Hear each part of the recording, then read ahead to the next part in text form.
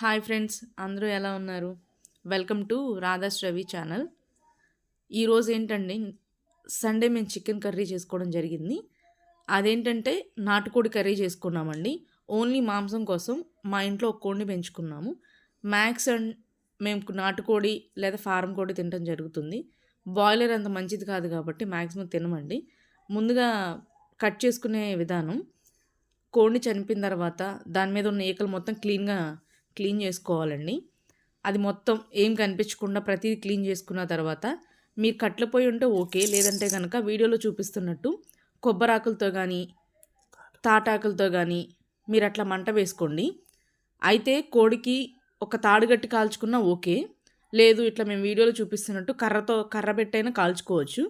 ఈవెన్గా కాల్చుకోవాలండి. కాల్చుకుంటే ఏంటంటే మన లోపల వరకు మ్యాక్సిమం కుక్ అవుతుంది. అదేవిధంగా దాని మీద ఉన్న ఫ్యాట్ ఉంటుంది కదండి, కొవ్వు, ఆ కొవ్వు కూడా చక్కగా కరిగి బయటకు వచ్చేస్తుంది. సో దానివల్ల టేస్ట్ బాగుంటుంది, దానిలోని మంచి పోషకాలు కూడా అట్లా ఉంటాయి అన్నమాట. అట్లా నీట్గా ఈవెన్గా మొత్తం కాలేలాగా ప్రతి చూసుకుని జాగ్రత్తగా కాల్చుకోవాలండి. మేమైతే ఇట్లా కొబ్బరాకులతో కాల్చుకోవడం జరిగింది. సో ఇట్లా కాల్చుకున్న తర్వాత ఆ ట్యాప్ కింద తీసుకెళ్ళి వాటర్తో నీట్గా కడుక్కోవాలి. ఆ మసి అదంతా ఉంటుంది కదండి, అది మొత్తం పోయేలాగా నీట్గా వాష్ చేసుకోవాలి. తర్వాత ఏంటంటే చాలామంది ముందే పసుపు వేసి వాష్ చేస్తారు.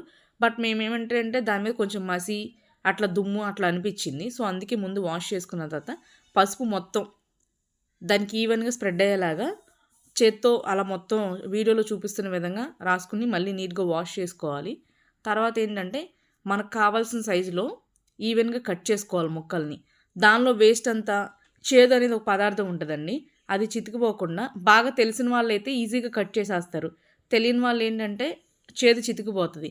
అది చితికిపోకుండా జాగ్రత్తగా వేస్ట్ మెటీరియల్ అనేది తీసేసేయాలి. మేము అది ఆల్రెడీ తీసేసామండి, వీడియోలో చూపించట్లేదు.